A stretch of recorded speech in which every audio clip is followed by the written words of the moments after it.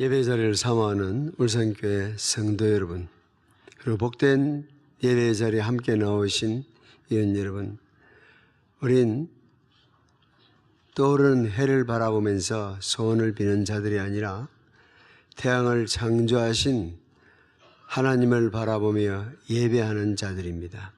바로 60년 전 이날 울산교회는 1951년 1월 1일 정옥 수집사님의 집에서 첫 예배를 드렸습니다. 그러므로 바로 오늘은 울산교회 생일입니다. 울산교회와 함께 하셨던 하나님의 은혜를 생각하면서 감사 예배를 드리는 주일이자 해마다 새해 첫 주일은 신년 할애 예배로 드리는 주일입니다. 예배가 끝나면, 축도가 끝나면은 모든 교역자들과 장로님들 단상으로 나올 때 우리 시대에서 지사장님도 나오시고 교육감님도 앞으로 나오셔가지고 마주 보면서 성도들은 여러분이 앉은 자리에서 일어서서 서로 새해 복을 비는 새해 복 많이 받으십시오 하고 인사하는 시간 갖겠습니다. 저는 사실 새벽형 인간이 되지를 못하고 늘 심야형을 좋아하는데, 그래도 우리 울산교회 60년 역사에 정말 좋은 제도 하나가 신년 할애 예배를 드린다는 겁니다. 밤에 평안하게 자고 아침에 새날 새 기분으로 서로 만나서 축복을 빌 수 있다는 게 얼마나 좋은지요. 밤중에 평소에 안 하던 짓을 하고 나면은 아침이 피곤해지거든요. 그러면 새해 첫날부터 제 리듬이, 생활 리듬이 깨뜨려지기 때문에 박두웅 목사님께 제가 감사하는 일이 참 많지만 신년 할애 예배 정말 좋은 제도를 세워주신 것 같습니다. 울산교회 60년 돌아보면 하나님께 감사할 일이 많습니다. 사실 울산에는 우리보다 2배 오래된 역사를 가진 교회들도 있습니다만은 지난 60년 동안 우리처럼 잘 자란 교회는 없습니다. 그 결과 오늘날 울산에서 가장 많은 성도들이 모이는 교회가 되었습니다. 공업화와 더불어서 도시가 성장할 때에 또한 울산교회는 교회 개척에 힘을 쏟았습니다. 그 결과가 현재 고신 울산노회와 울산남노회가 구성되는 데서 핵심적인 역할을 감당을 했습니다. 특히 지난 20년 동안에도 교회 개척 사역은 비록 모습은 달라도 계속되어 왔으며 앞으로도 힘써 이 일을 해나갈 것입니다. 또한 우리 울산교회는 주님의 명령을 따라서 선교에도 앞장서서 참여해 왔습니다. 20년 전 16명을 후원하다가 올해는 선교사 121명과 6개의 선교단체를 후원하는 교회로 자리매김하고, 또 지난 10년간에는 국내에 들어온 이주민 선교를 힘쓰고 있습니다. 중국, 러시아, 몽골, 베트남, 필리핀 등 어느 끈을 따라서 예배를 드리고 있으며, 지난 연말에는 베트남인들이 많이 살고 있는 입실에 베트남 예배를 위한 처소를, 공간을 마련했습니다. 그리고 지난 3년 전 이날 복산 예배당에서만 예배하던 공동체가 매곡 예배당에서 모이게 되고, 넉 달 뒤에는 신정 예배당에서 예배하는 새로운 발걸음을 내딛고, 그 일은 하나님을 기쁘게 하여 두 예배당은 잘 자라고 있습니다. 매곡 예배당은 어른 220명 평균 줄 서가고 있고, 아이들 123명, 343명이 줄 서가고 있으며, 4개월 늦게 출발한 신정 예배당도 어른들 190명 가까이, 어린이 86명 정도, 합계 275명이 모이는 건강한 예배 공동체로 각각 뿌리가 내렸습니다. 우리가 지금 말하는 숫자는 그냥 적을 가지고 있는 숫자가 아니고 주일날 실제로 참석하는 사람들의 평균을 낸 겁니다. 그래서 복사는 어른들이 평균 출석하는 것이 2,550명 정도, 그리고 아이들까지 합하면은 3,517명으로 잡힙니다. 세 예배당을 모두 합하면은 4,135명이 매주일 출석하고 있습니다. 그래 울산교회는 이 개척의 전통을 따라서 오늘 우리는 설립 60주년 감사 예배 시간에 교회의 진면목을 보여주기 위해서 상북면 소호교회 예배당 신축을 위해서 귀한 헌금을 드리기로 결단했습니다. 1년 반 전에 2명밖에 모이지 않던 교회가 지금 56명 가까이 이렇게 급성장을 했고, 교인들뿐만 아니라 지역사회에 문화센터의 역할을 톡톡히 하고 있기 때문에 되는 집에는 함께 힘을 합해야 된다고 저는 생각합니다. 이 일을 하나님이 기뻐하신다는 확신이 있기 때문에 여러분들에게 몇 차례 말씀드린 대로 오늘 특별 헌금을 합니다. 우리 울산교회 진성다원들이 매월 내고 있는 11조 한 번 더 낸다, 그렇게 생각하면 됩니다. 여유가 있는 분은 참여하면 되고, 오늘 아니면은 작정하면 됩니다. 그것도 힘들면은 안 하셔도 됩니다. 할 수 있는 사람은 기쁨으로 하는 겁니다. 그러나 가끔은 살기 힘든 분들에게 부담을 줄 것 같은 생각이 왜 안 들겠습니까마는, 부담을 주는 것도 정말 부담스럽지만은 기쁘게 할 수 있는 사람들을 막는 것도 우리가 해서는 안 된다고 생각하기 때문입니다. 혹시 현금을 오늘 내지 못하는 분은 작정 봉투에다가 작정 얼마 이렇게 적어주셔서 연말까지 참여해 주시면 됩니다. 오늘 이 자리에 함께 한 매곡 복상 신정예배당에 소속된 울산교회 성도들이 자신의 사명을 깨닫고 참여할 때 우리는 하나님의 나라를 위해서 놀라운 일들을 할 수 있습니다. 귀로 듣기만 하는 하나님이 아니라 정말 눈으로 보는, 손발로 참여하는 자리로 나아가는 신앙생활이 되었으면 좋겠습니다. 약 12년 전에 밝은 미래 복지재단 설립해서 이웃의 어려운 이웃들과 우리가 가진 것을 나누는 일 시작을 했습니다. 9년 전에는 남구로부터 문수시를 복지관을, 작년에는 중구로부터 하물노인 복지관을 각각 위탁받아서 지역 어르신들을 섬기는 일을 조금씩 넓혀가고 있습니다. 길거리 전도보다는 생활 전도로, 말로 하는 전도보다는 손발로 섬김으로 전도하는 것이 이 시대의 흐름과 맞다고 생각을 합니다. 울산교회 설립 60주년 이 뜻깊은 예배의 자리에서 주님 자신이 하신 설교를 통해서 그때 세상에 오신 주님의 사명이자 오늘 세상을 사는 성도들의 사명이 무엇인지를 살피려고 합니다.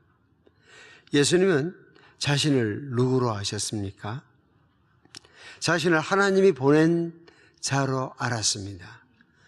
자신을 파송받은 자, 메시아 사역을 하도록 나를 보내사라고 선언하십니다. 우리도 성도답게 살기 위해서 하나님이 우리를 세상에 보내셨다는 사실을 인식해야 합니다. 그래야 제대로 사명을 감당하면서 살 수가 있습니다. 하나님이 나를 오늘까지 살게 하셨고, 살게 하신 데는 분명히 내게 기대하는 사명이 있다는 것, 할 일이 있다는 것.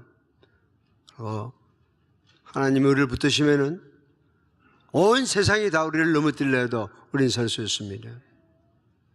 반대로 온 세상이 다 달라붙어도 하나님이 제끼면은 끝나는 겁니다. 파송하신 자의 권위를 가지고 하나님이 보내셔서 우리가 살아간다고 하면은 사는 일에 기죽을 이유가 없습니다. 또 파송하신 자의 사랑을 가지고 사람들에게 접근해야 합니다. 새롭게 시작한 하물 노인복지관의 식당 봉사도 오늘 우리가 참여하는 소교회 신축을 위한 헌금 참여도 이 사랑의 표현이어야 합니다. 둘째로 주님은 자신을 성령의 능력 받은 자로 이해했습니다. 우리 주님은 자신을 보냄받은 자로 인식하는 동시에 기름 부음 받은 자로 인식합니다. 성령의 능력 부음 받은 자라고 자신을 알고 있습니다. 하나님 백성답게 살기 위해서는 특별한 성령의 하나님의 영의 능력이 필요하다는 것은 누가복음 사도행전 읽어보면 누가가 항상 이야기하는 바입니다. 신앙생활 일터에서 하기 위해서는 주님이 주신 능력 받지 않고는 되지 않습니다. 아니면 중심 때 밥을 넣고 기도를 해도 0.5초 만에 기도를 끝을 내는 그런 신앙생활을 합니다. 사람들이 나를 예수 믿는 사람으로 알면 어쩌나 싶어서 그냥 고개 숙이는 척하고 잠깐 기도하는, 그래가지고 어떻게 세상에서 크리스찬 노릇을 할 수 있습니까? 지난 수요일 밤에 오신 새로 발령받은 해운대 경찰서장 김승숙 총경 간증 여러분 들었어야 됩니다. 듣고 싶으면 공동체 담당자들에게 음성 파일 달라고 부탁하면 줄 겁니다. 그날 김승숙 총경 간증 끝나니까요, 바로 근원 목사님 카톡 하더라고요. 목사님, 저는 더 이상 영주 시민이 아니라 고향 시민입니다. 이러더라고요. 여기서 내가 멘트한 걸 딱 들었던가 봐요. 좋은 시대를 우리가 살고 있습니다.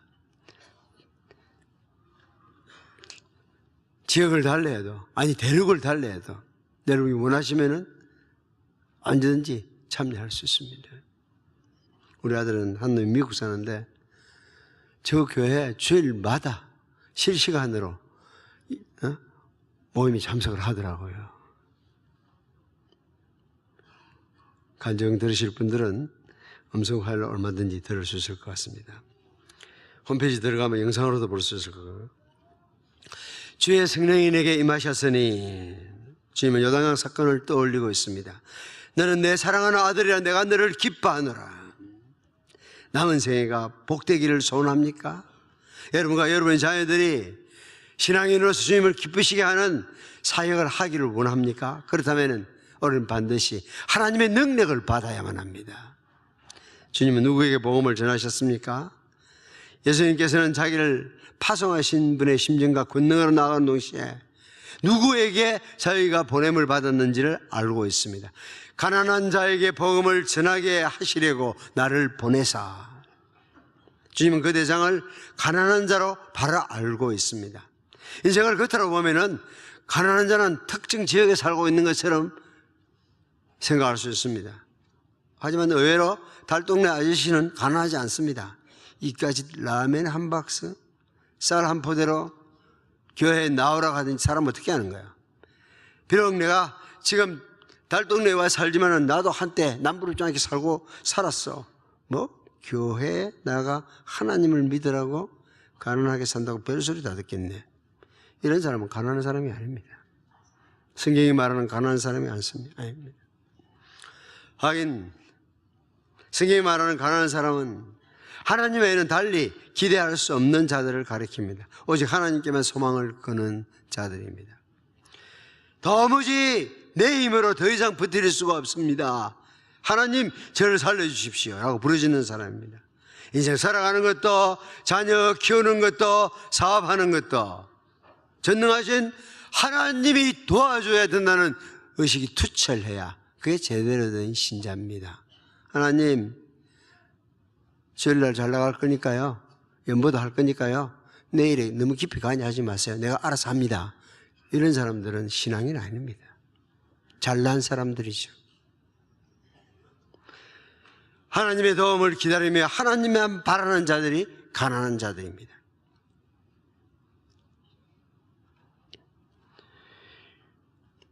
주님은 그런 자들을 위해서 파송받았고 그런 자들을 도우시기에 능하신 분입니다. 비록 요즘 우리가 묵상했던 룻과 나오미 모압을 떠나는 그 장면을 여러분 아시지요? 그처럼 처절한 처지에서도 하나님이 돕기로 작정하면은 이스라엘의 그 어떤 여인보다 복을 받게 됩니다. 사랑하는 성도 여러분, 때로는 오늘의 어려움이 내일의 축복의 지름길 될 수 있습니다. 몸이 아프거나 취직을 못해서 안타까워하는 처지도 마찬가지입니다. 그런 실망 가운데 빠지게 되는 것도 하나님께서 여러분을 가까이 부르시는 기회일 수 있습니다. 어쨌든 사람은 더 이상 도와줄 수 없다는 처절한 인식이 인간을 가난하게 만듭니다.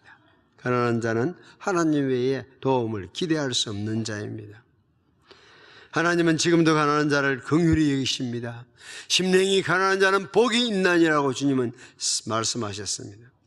자기가 아무것도 아니고 하나님만 내 소망의 전부라고 생각하는 자가 복이 있습니다. 세상에 오셨던 주님처럼 우리의 사명도 주님의 사명과 다르지는 않습니다. 가난한 자를 더 구체적으로 살펴볼까요? 본문은 가난한 자와 병행하는 구절로 포로된 자, 눈먼 자, 눌린 자를 말하고 있습니다. 죄악의 습성에 포로된 자에게 기쁜 소식을 전하는 것이 주님의 사명이자 교회의 사명입니다.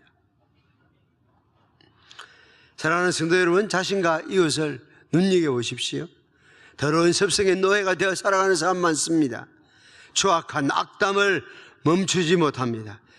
내가 이래서는 안 된다고 때로는 생각하면서도 악한 자리에서 벗어나지 못하고 있습니까? 그럴 때에 전능하신 하나님, 세상에 오신 그분의 아들이 우리의 삶에 필요합니다. 도와주세요. 도와주세요. 어떤 약물도 치료가 불가능할 때 전능하신 하나님은 나를 도울 수 있습니다.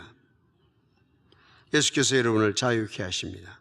저에게 욕망의 포로에서 자유를 누리십시오.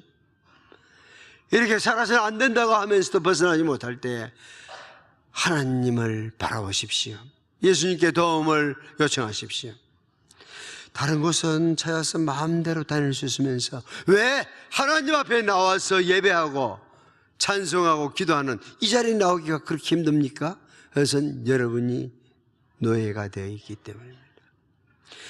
죄악 가운데 눈먼 자에게 기쁜 소식을 전하기 위해 주님 오셨습니다. 죄악 가운데 살아가는 사람들을 주님은 눈먼 자라고 말씀하십니다. 하는 짓 보면은 답답하거든요.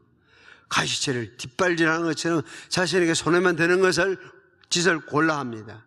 자기 영혼을 수렁에 빠뜨리는 데까지 나아가는 자를 눈먼 자라고 하는 겁니다. 누구를 사랑해야 할지를 모릅니다. 자기를 낳아준 부모의 가슴에 못을 박으며 자기와 한 몸을 이루고 사는 배우자를 위로하는 대신에 상처를 주는 것은 눈먼 자의 짓입니다. 죄악은 인생을 눈멀게 합니다. 구원자로 오신 예수님은 우리의 눈을 열어주십니다. 시력을 회복시키시고 기능을 창조하셔서 진리의 빛을 보게 하십니다. 답답한 상태로 앉아있다가 그냥 돌아가는 어리석음을 박차고 일어나 소리치십시오. 주님 보기를 원합니다. 옆에 있는 형제자매들이 말씀으로 절거하듯이 내 눈이 주의 진리를 보게 하시고 내 귀가 주의 음성을 듣게 하소서. 영광의 주님을 뵙고 예배하는 즐거움을 누리게 해주십시오. 이런 기도가 여러분 마음속에 있어야 합니다. 영혼의 억눌림에서부터 자유케 하소서라고 호소하십시오. 이번 창조주께 하소연하기 위해서, 이것을 축복하기 위해서 주셨습니다. 밥 먹는 것만 전부가 아닙니다. 이걸 지으신 하나님을 향해서 우리의 상황을 아뢰를 수 있고 동료 인생을 향해서 복 빌어줄 수 있는 귀한 일에 여러분의 입들이 사용되어야만 합니다. 영혼의 억눌림에서부터 자유케 하려고 주님은 오셨습니다. 영광스러운 자유를 누리게 하려고 하나님의 아들은 세상에 오셨습니다. 너는 내 사랑하는 자요 내 기뻐하는 자라. 주님이 세상에 오심으로 축제의 나팔 소리가 온 누리에 울려 퍼졌습니다. 하나님의 아들 예수께서 오심으로 사람들이 누리는 복된 나팔 소리가 이미 울려 퍼졌습니다. 새 삶을 살도록 새로운 시대가 도래했습니다. 이제 하나님의 은혜의 태양이 두둥실 떠올랐습니다. 지금은 하나님이 사람을 도와주는 시대, 은혜를 베푸는 시대입니다. 자아의 감옥에 갇혀서 문이 활짝 열려 있는데도 그 어두컴컴한 감방에 앉아있지 마십시오. 누구든지 나와서 좋으신 하나님을 마음껏 섬길 수 있는 자유를 누릴 수 있습니다. 하나님께서는 여러분을 그의 지극한 사랑의 대상으로 맞으시려 오셨습니다. 온 누리의 해방과 회복의 기쁜 날이 도래했습니다. 종살이를 하는 것처럼 인생을 살지 마십시오. 자기 삶을 자기가 원하는 일을 위해서 드릴 수 있는 기쁜 삶이 되어야만 합니다. 사랑하는 성도 여러분, 더 이상 종살이가 필요 없다고 주님은 선포하십니다. 욕망의 굴레에서부터 벗어나며 죄악의 사슬로부터 풀려나는 새날이 이제 시작되었습니다. 그날 나사렛에서 당신의 설교를 듣는 자들에게 이 말을 듣고 있는 너희 귀가 복되다고 주님은 선언하셨습니다. 그리스도 안에 있는 자에게 삶은 축제입니다. 아직 이 기쁨이 귓전에만 들리는 분은 없습니까? 믿는 자에게는 시간은 새로운 의미를 가집니다. 주님의 통치 안에 들어가는 것입니다. 여러분의 삶은 이제 누구의 통치 아래 있습니까? 이제 주님의 통치 아래 여러분의 삶 전부를 맡기십시오. 이제 주님이 세상을 통치하기 시작 이 땅에 오신 지 2016년이 흘러갔습니다. 나사렛 회당에서 그날과 마찬가지로 주님은 오늘도 주장하십니다. 이 글이 오늘날 너희 귀에 응하였느니라. 여러분 역시 선택해야 합니다. 어중간한 태도는 용납되지 않습니다. 예수님은 이 땅에 오신 하나님의 약속이십니다. 예수님은 하나님의 약속을 성취하는 분입니다. 그분을 구주로 영접하고 신뢰하십시오. 그러면 여러분의 삶은 지금껏 살았던 것과는 다른 축제의 연속이 될 것입니다. 60년의 세월 동안에 신실하게 예배의 자리를 지키시는 성도 여러분, 여러분의 삶은 그 기쁨을 선포하는 삶이어야 합니다. 여러분의 마음속에 주님을 아는 기쁨이 있다면 그걸 여러분만 알고 살면은 나쁜 사람입니다. 얼마나 많은 사람들이 팍팍하게 세상을 살아가는데 자기는 찬송하면서 기뻐하면서 살면서도 그런 사람들에 대해서 전혀 신경을 끊고 산다면 여러분이야말로 아주 나쁜 사람인 거 아셔야 합니다. 여러분이 나누는 사랑으로 전하는 기쁜 소식으로 세상이 달라져야만 합니다. 예수님 믿으면 삶은 축제가 됩니다. 사는 것이 누구에게나 황홀한 축제가 됩니다. 자신이 주님의 통치 아래 들어온 사람들은 이것을 주님의 통치 아래 초대합니다. 우리가 꿈꾸는 세상, 우리가 만드는 세상은 모든 사람이 주님의 통치 아래 들어오는 세상입니다. 꽃보다 더 아름답게, 새보다 더 즐거운 소리로 노래하는 삶을 살도록 하기까지는 우리의 사명은 끝나지 않습니다. 오늘 여러분의 특별 헌금 상북면 소호 지역에 사는 이들이 하루속히 주님의 통치 아래 들어오도록 하는 마중물이 될 것입니다. 세상 나라를 우리 주와 그리스도의 나라로 만드는 이 거룩한 일에 참여하십시오. 복음의 기쁨을 온 누리에 펼치는 복된 한 해가 도래할 것입니다. 여러분의 5가지 기도 제목이 아름답게 성취되는 것을 365일 동안 경험하게 될 것입니다.